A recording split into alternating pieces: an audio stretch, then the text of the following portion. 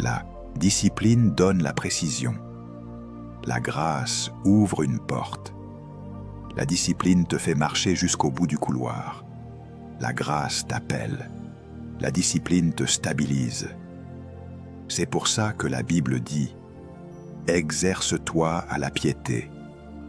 Première lettre à Timothée, chapitre 4, verset 7. Exerce-toi. Ça veut dire entraîne-toi. Ça veut dire répète.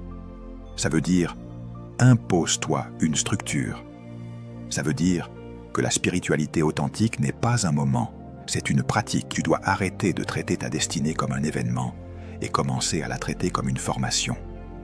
Tu ne deviens pas fort par hasard. Tu deviens fort par entraînement. Tu ne deviens pas stable par chance. Tu deviens stable par discipline. Tu ne deviens pas leader parce que tu as un titre. Tu deviens leader parce que tu as appris à te gouverner. Alors je te pose une question qui te confronte. Qu'est-ce qui te contrôle? Tes émotions ou ta mission? Ton confort ou ton appel? Ta fatigue ou ta vision? Ta distraction ou ton mandat? Parce que ce qui te contrôle aujourd'hui façonne ce que tu deviendras demain. Aujourd'hui, tu dois décider que la discipline n'est plus ton ennemi. La discipline est ton chemin. La discipline est ta clé. La discipline est ton langage avec le futur. Et si tu apprends à t'entraîner, tu vas découvrir une vérité étonnante. Ce qui semblait impossible devient normal quand tu es discipliné. Ce qui semblait lourd devient léger quand tu as une routine. Ce qui semblait loin devient proche quand tu es constant. Tu ne peux pas comprendre le royaume si tu ne comprends pas l'ordre. Parce que le royaume n'est pas un sentiment spirituel. Le royaume est un gouvernement. Et tout gouvernement fonctionne par loi, par principe, par structure, par ordre. Là où il n'y a pas d'ordre, il n'y a pas de règne. Là où il n'y a pas de structure, il n'y a pas de stabilité. Là où il n'y a pas d'alignement, il n'y a pas de progrès. Et ce que tu appelles problème dans ta vie, très souvent, ce n'est pas une attaque. C'est une violation de l'ordre.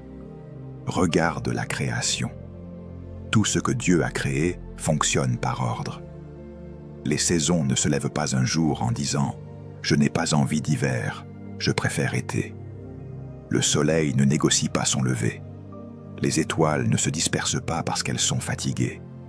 Les océans n'abandonnent pas leurs limites parce qu'ils sont irrités. La lune ne refuse pas son rythme parce qu'elle se sent incomprise. La création obéit. Elle n'a pas une conscience morale, mais elle suit un ordre établi. C'est pour cela que l'univers est stable. C'est pour cela que tu peux prévoir. C'est pour cela que tu peux semer et récolter. C'est pour cela que la science existe. Parce que Dieu a posé des lois, et c'est ici que tu dois voir quelque chose de profond. La création est fidèle à l'ordre, parce qu'elle n'a pas le luxe du libre arbitre. Elle exécute ce pourquoi elle a été créée.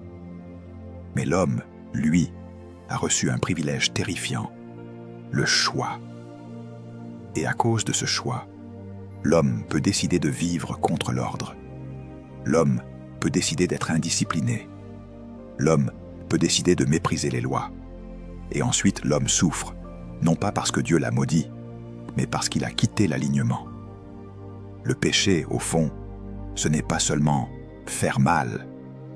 Le péché, c'est sortir de l'ordre. C'est manquer la cible. C'est vivre en dehors du design. C'est pourquoi tu peux être intelligent et être désordonné. Tu peux être spirituel et être chaotique. Tu peux aimer Dieu et être instable. Parce que l'amour sans ordre ne produit pas un fruit durable. Le zèle sans structure produit des cendres. Reviens à Genèse, parce que tout commence là. Au commencement, Dieu créa les cieux et la terre. Genèse chapitre 1, verset 1.